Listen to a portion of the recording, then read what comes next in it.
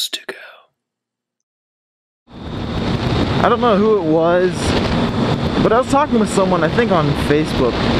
If I'm not mistaken, I believe it was my friend Aaron. And, you know, he recently got his Ninja 650R, and he was talking about what he missed about his Daytona 675. And then I listed a couple things that I missed about each one of my motorcycles. And that inspired me. I was like, you know what? That's a freaking good video topic. What I have missed on each of my previous motorcycles. Now, we all know that there is no ultimate motorcycle, the see-all, do-all, transform into anything type motorcycle. Maybe the Multistrada, that's close, but still. Each motorcycle, if you think about it, has its weak points and its strong points. Gotta be careful around this corner. There's usually a bunch of gravel in the center somewhere. Actually, it's looking very... Oh, right there is usually where the gravel is. It was a lot cleaner than normal. But we all know that there is no exactly, like, ultimate perfect motorcycle. There is always drawbacks and there's always strong points with each bike.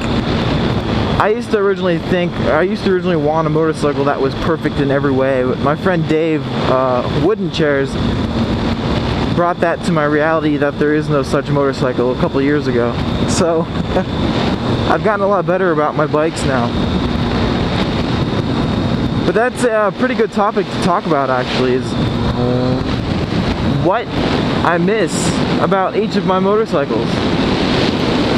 Now, don't get me wrong, the bike that I'm on now, I like the most out of all the bikes I've had previously. But that doesn't mean that I've missed, or I haven't missed anything about the previous bikes. Now, if you don't know, this Triumph Street Triple is my, I think my 5th motorcycle. I've been riding motorcycles for almost 5 years now. And I believe this is my 5th, if I'm not mistaken. I had my first bike for 2 years. I believe the only main reason why I kept the bike for the entire 2 years is because I was paying it off. Because I purchased it brand new and I was financing it with 0 money down. So it took me 2 years to pay it off. And after I paid it off, I sold it. But my first bike, what I did miss about it, well, first of all, my first bike, it was a 2008 Kawasaki ZZR 600. I know people were probably going to criticize me for starting on a 600 Super Sport. It wasn't Super Sport, it was really fast still. Regardless, it's a 600. Anyways, back on topic. What I did miss about that bike was the newness of it. I absolutely loved that it was brand new and I kept it as new as long as I could. I took very, very good care of it. I washed it regularly, made sure I didn't scratch it. I took very good care of it, took great care of the chain, kept the engine clean. So almost the entire life of the motorcycle, it's been really immaculate, come to think of it. I had the bike for 18,000 miles. I was still on the first chain and the chain was still awesome. Sprockets were still awesome because everything was always properly lubricated and in line. So that's one thing I miss about my ZZR.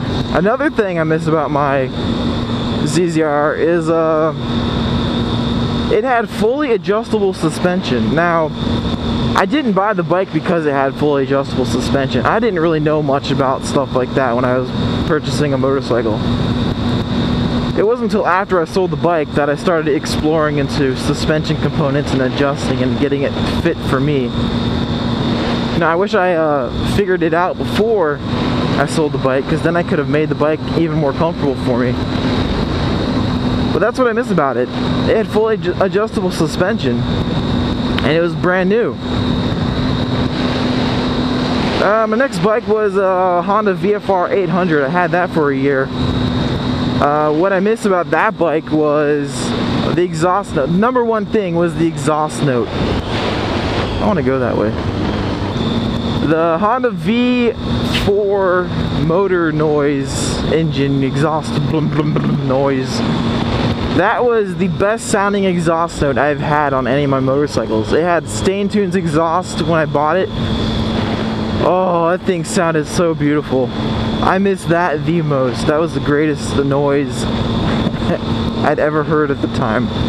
Granted, when the bike kicked into VTEC and the valves opened up more and it kind of made a different exhaust note, I didn't like that part as much. But what I did like was everything below that time. Should I go over here? Let's explore. Let's go on some gravel. Oh god. Oh crap. This is a big old hill.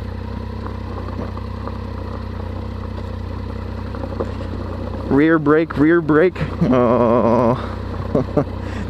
This wasn't a good idea. Oh great. This will be fun getting back up there. So the exhaust note I missed. Also, I missed that the suspension was very plush. It's very good feeling. And I don't think this is a public road anymore. There's a... Dude, these are like street signs, but there's no streets. And this is a house number, so I'm guessing there's a house back there that I cannot go to. Time to do some off-roading. The suspension on the VFR was amazing. It cornered very well and it was very plush. The bumps felt pretty good on that bike. It's a sport touring bike, so I guess it's a given. I kind of want to take a picture back there with my bike. Oh well.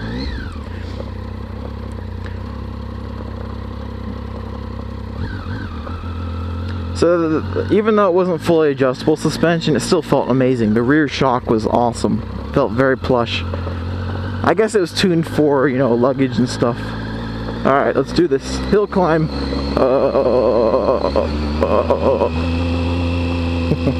That wasn't too bad. That was pretty easy, actually. The bike I had after my VFR was my Honda 919. Now, that was the second most fun motorcycle I ever had owned, behind this bike. That's what got me into naked motorcycling. After I found out how much fun that bike was, I was like, dude, I love naked bikes. So what did I miss about the Honda 919? Well, I missed the exhaust note was actually really nice on that. It had the it had the 900RR engine, I believe, I think. Yeah, 919ccm or whatever. So it had the 900RR engine, I think. Okay, I don't know. I may be a retard, but it sounded amazing. I put some pipes on the bike and it sounded great. You know, I'm not a big fan of inline 4 motors with super loud exhaust, but you know, it's a bigger bore engine, so it actually sound, and I don't know, it's because it's an older engine or something, but it sounded beautiful. What else did I miss about the 919? The color. It was like this cherry red or wine red or something.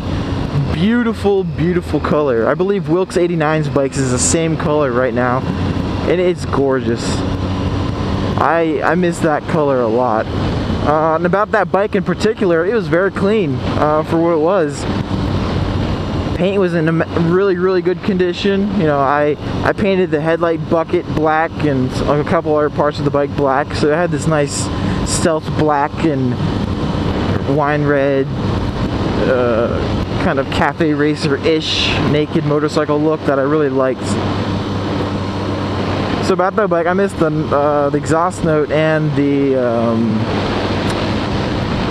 color of that bike, and the beautiful tank was so sexy. After my 919, I sold that only after 3 months because of problems I shall not complain about anymore. And I bought a Honda F4i, CBR 600 F4i. Now what did I miss about that bike? Well, one, I believe it had fully adjustable suspension as well, which I still did not get into tuning. I knew about it, but I just didn't go into actually adjusting it, which is kind of stupid of me because I probably could have made that bike pretty dang comfortable if I did.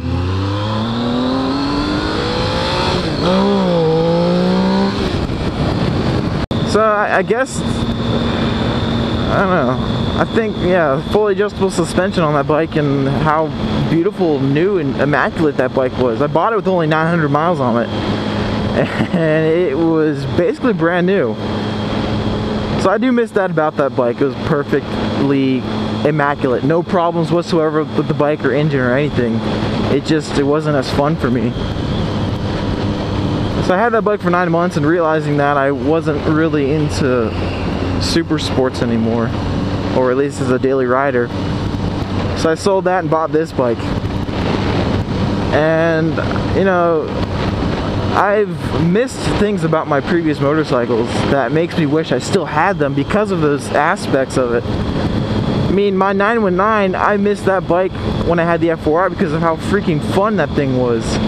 You know, standard seating position, gobs of torque, awesome engine noise and exhaust note.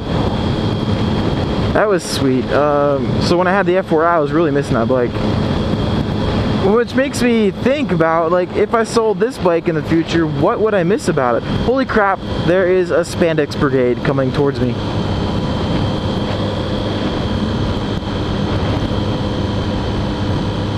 Oh god, and a motorcycle.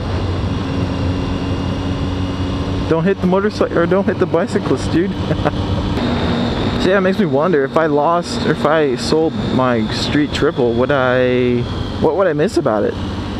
And knowing that there's some bikes that I sold that I wish I had kept just because they're so awesome, makes me think, should I sell this bike ever? Should I just hold on to it? Should I sell any more bikes unless they're like complete crap? I don't know. I mean, I'm pretty sure I'd miss a whole bunch if I sold this bike.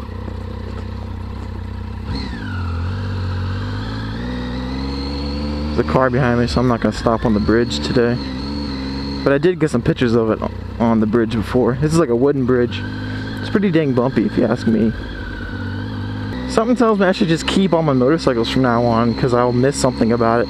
But I guess that's part of, you know, selling a bike, is you are going to miss something about it. So I guess it's okay. I don't know.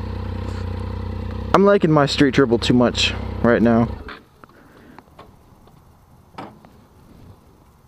Well, I'm going to head on home. So I'm going to take off my camera now. Until next time.